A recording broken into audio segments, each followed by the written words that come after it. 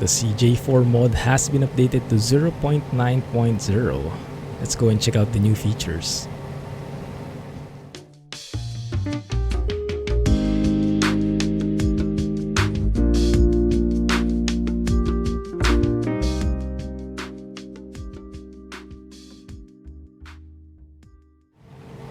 Hey guys, Clumsy here. Welcome back to Microsoft Flight Simulator. CJ4 Mod, my absolute favorite mod in FS 2020, has received an update, and some of the features are those which I have been waiting for the longest time, so let's dig right into it. The weather is not the best, but that will just highlight the need for proper instruments.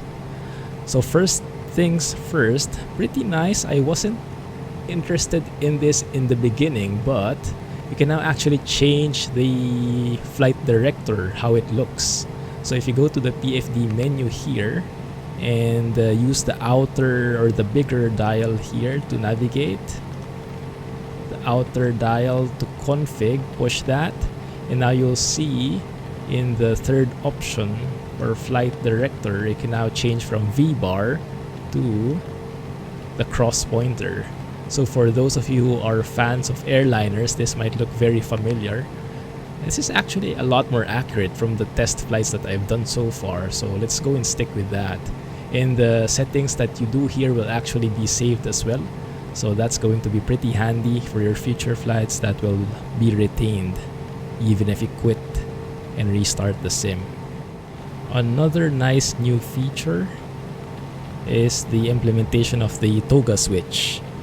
There is supposedly a TOGA button here on the throttle, but I think that's currently inop. So what the working title group did, they instead used this button right here where my mouse is, toggle takeoff go around mode. So right below that left engine fire warning there, you can press that.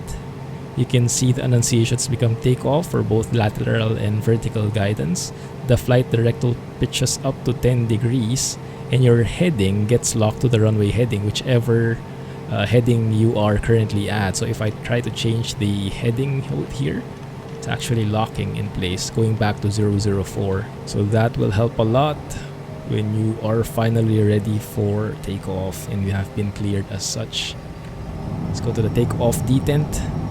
Takeoff thrust is set, airspeed's alive, V-speeds have been calculated early on, you can see them on the speed tape. V1, rotate. Altitude. And we have not set the proper altitude right there, that's okay, we'll adjust later. Positive rate, gear up. Follow the flight director. Yaw damper on, flaps up, and now we can also go back to the climb detent. From here, guess what we could do is go to heading mode, change the heading as instructed by ATC. You notice something? You notice something about the flight director? If you have been trying this out before, you will rejoice now. This is the feature that I have been looking forward to the most in my FS 2020 days. The flight director didn't work before unless you had autopilot on, and that was so frustrating because when you wanted to hand fly something and you couldn't, because the flight director didn't move, didn't show you if you had to bank left or right. It only showed you if you had to pitch up or pitch down. But with this update from working title, you can hand fly all the way now for the entire trip, which is amazing. From here, I guess we could switch to flight level change as well. 240 knots. And we can follow the flight director the rest of the way. Granted, yeah, the views are not spectacular outside, but that only means we have to pay extra attention to the instruments. I am liking this flight director. It's actually much more accurate. The V-bar looked cooler, but in terms of function, I think this cross pointer is more accurate, easier to follow. Oh, there we go. That's what we've been waiting for. Nice. So cool. I bet that guy is also testing the CJ4 mod. Altitude. 1000 to go. So let's take a look at that again. If I move my heading to the left, you see the flight director actually changing. I have autopilot off, so now I have to follow that flight director manually, hand flying the entire thing. That is amazing. Thank you, working title. Alright, where we are right now, coming close to the flight plan that we originally set. So we can go either direct Laken here. And you see, that's one of the changes. It doesn't immediately jump and execute the change that we did, even though we wanted to go direct. You have to execute it now. So you have that broken line to indicate the planned line for you, the planned course for you, which is perfect. They also added a lot more features when it comes to your flight plan. You can add like custom waypoints, offsets, and everything. We'll sample one of those now, one of the, I guess, more common uses of this. So for example, oftentimes ATC will give you specific instructions to cross a certain waypoint at a certain altitude. Like for example, they can say cross Joneb at 11,000 feet. So you put 11,000 there, and that becomes your vertical restriction, right? Something like that. But also, they can say, like cross, how does it work? Like cross Joneb, cross 10 miles southwest of Joneb at 11,000. And so instead of doing that, can we clear this? There you go. So we can say Joneb, they said cross 10 miles southwest of Joneb. So before we reach Joneb, 10 miles before, so that means Joneb, put a slash there and then minus, not that, minus 10, and place that on the Joneb line here.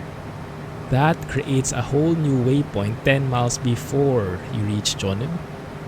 And you can also create a custom name for that, and then from there you can assign the vertical restriction that ATC gave you. That is super useful, especially when working with ATC. You can even create a whole new waypoint from an existing one. Like for example, say after Joneb we want to head, I don't know, maybe 330 from Joneb for 5 miles. So we can say Joneb 330 and then 5 miles. And then put that after Joneb, so here on the line where Sugarloaf is. And you can see a new waypoint is created there, not exactly on the existing flight plan, the flight path, but on the course that we set, which is 330. So if you change that to a sharper one, then it will also be different. Like you can see here, supposedly 2903, 2906, but we follow whatever we put in there, which is very nice. It gives you a lot more details. You can even put in actual coordinates now, GPS coordinates, but that concept is a bit too beyond me, so I'll skip that part for now. Alright, so we are approaching the top of descent based on that John 01 at 11,000 feet that we set. So that seems to be getting followed properly. That's great. Now the biggest feature in my point of view is you can actually now create holding patterns. And I know that holding patterns are not really often used, even if you are in VATSIM or in some real multiplayer ATC applications. But it actually has a pretty nice feature. So let me show you at least how that looks. So if you've been told to hold at Sugarloaf, for example, you can see that there is a holding pattern there where you can modify the parameters. But where I think that will shine, in my point of view, in my personal opinion, in my personal preference, is during the procedure turns. So this approach that we're doing right now, Let me zoom out here. Let me show you the chart. This approach we're doing right now is to Asheville, the ILS 3.5 approach, and we're doing the procedure turn here. So we're starting off in Sugarloaf, Sierra Uniform Golf here, and then we'll track 232 degrees to Norway. From there, we'll do a procedure turn, and then we will be on the final approach course on towards the runway 35 course there.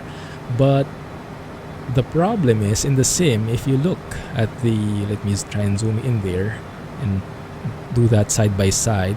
If you look, Sugarloaf is right there, right? And Norway is right there, but you see that currently it just makes like a sharp turn from Norway to Umoksi towards the final approach fix, and it doesn't really do the procedure turn.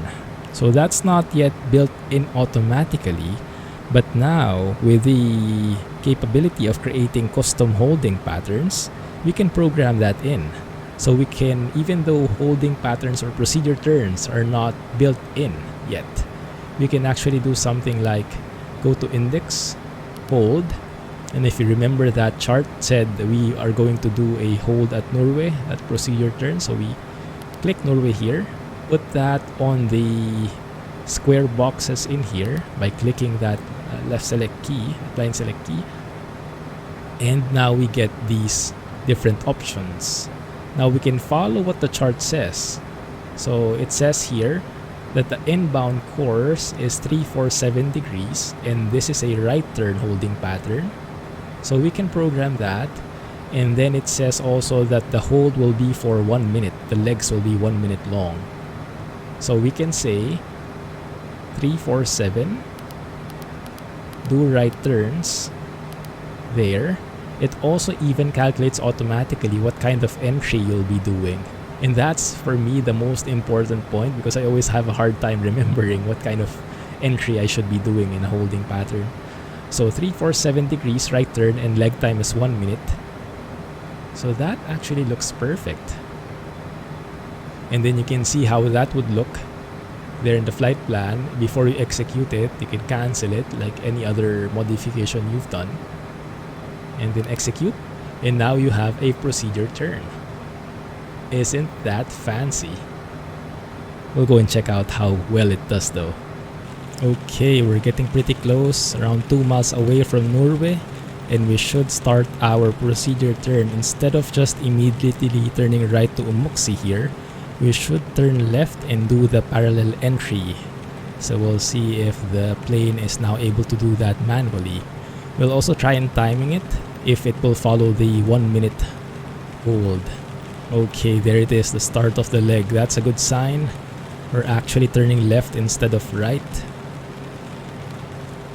following the flight director there. That looks pretty good. Start the timer here. I'm actually not sure when that 1 minute should start, so you guys let me know in the comments. But we'll see if the plane follows the same timing as we do. But yeah, it looks good so far. Outbound course should be 167. It's getting there close enough. We are currently 170 on the heading, around 170 plus on the course. There we go. That triggered already. Around 10 seconds earlier than my time. That means it probably started the time earlier than I did, but looks like the 1 minute is working properly. Now it should do like a teardrop here, turn left all the way until it intercepts the Norway waypoint. So let's see what kind of approach it will be doing here. So far that's looking pretty good actually. Yeah, and then after that it will do the full holding, or if you go to the legs page here, you can see you now have a hold at, and then you can exit the hold here. So if we exit the hold, you'll see that the exit is armed, and the next time we approach, we go over the, how do you call it, the holding fix. Then the hold will be finished, and then we will move on to the next waypoint because we've armed the exit. And it does look like it's doing exactly just that. You can see that it did like a teardrop turn there. Now it's joining the proper course. Let's have a look at little nav map, how it looks from the breadcrumbs point of view. So here's little nav map. You can see that's how it's doing. So it followed Sugarloaf. It did the procedure turn. So it was a bit late with that turn, but then it turned around and now it's following the exact point at which we would expect it to be at. Here we go, perfect timing as well. Now you can see the hold has finished, and now the hold has gone here, and now we're headed straight to Umuxi. Perfect. Now we can switch to the ILS, and follow the ILS down all the way through. Looking pretty good right there. Love it. A bit of a watch out though. It seems like VNAV isn't working properly in that regard, so you'll have to like turn the VNAV on and off. And yeah, we're a bit late now, so you have to pay close attention because sometimes it doesn't quite work as you intend. Yeah, we'll have to do a missed approach here. Speaking of missed approaches, Working Title did have a teaser for us. Looks like the next update will have missed approach support. Because right now you can see even if you have ILS 3.5, it ends at runway 3.5. It doesn't have the missed approach procedure here, which is whatever this is saying, the chart is saying. So that's in there but not yet supported. Hopefully soon. Hopefully soon. Looks like there is also a bug with the VVS. Even if you move the knob, it changes your vertical speed, but the VVS remains at 0. So overall, great. Couple of polishing stuff needed, but overall, appreciating this update, and I'm excited to use more of those procedure turns. Thank you, Working Title. Stay tuned for more videos. Oh, there it is. Yeah, look at how high we are. Let's do a missed approach. So stay tuned for more videos, guys. I'll do full flights with this new version soon. Hopefully with VATSIM again. Yeah, so if you aren't subscribed yet, you can do so now. Like the video and all that stuff. You know what to do. Looking forward to your comments, and please check out the plane as well and do your own tests with it. Looking forward to your own tests and findings. Anyway, that's it for me. Have a good one. Clumsy flying, everybody. Catch you on the next episode. Bye-bye.